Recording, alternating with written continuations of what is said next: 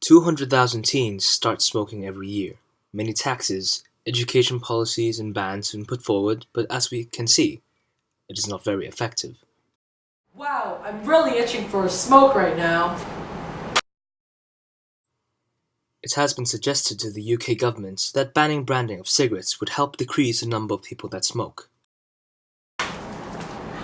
What?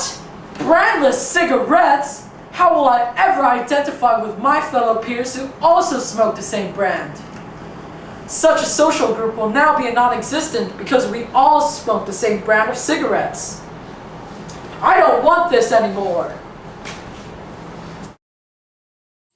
Removing branding of cigarettes removes the effects of consumer preference on the sales of cigarettes.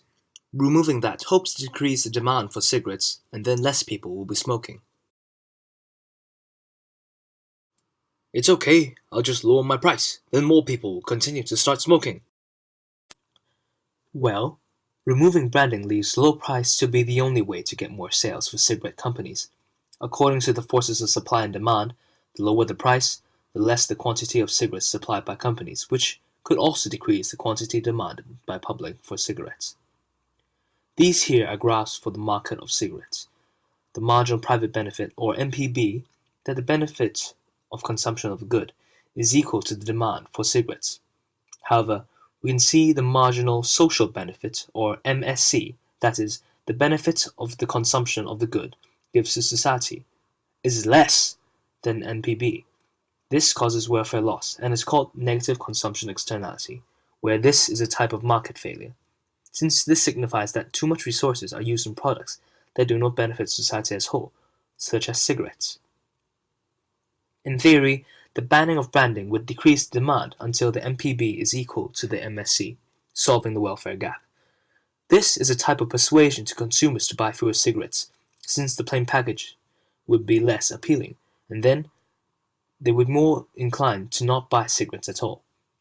Where persuasion is one of the ways to correct negative consumption. Now, the banning of branding might seem promising in decreasing the number of people who smoke. It is found that the plain packaging does seem less attractive to the public as shown by statistics, but will that really work?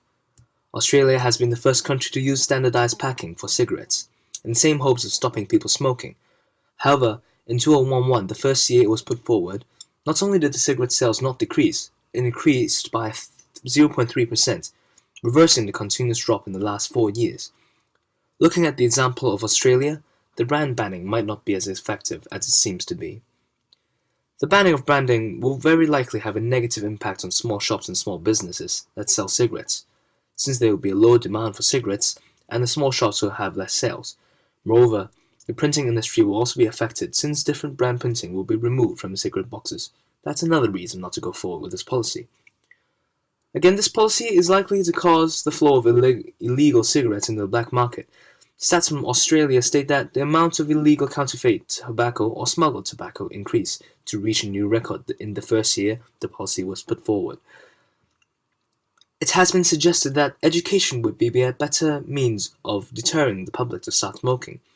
Correct education against smoking would definitely decrease the demand for cigarettes, and it would probably not lead to the problems of smuggling or counterfeit cigarettes, since the public will be educated to not start smoking at all. From the above, we can conclude that the banning of branding of cigarettes really is not the best idea to decrease the number of people smoking. The UK government really should take up other policies to ban cigarettes.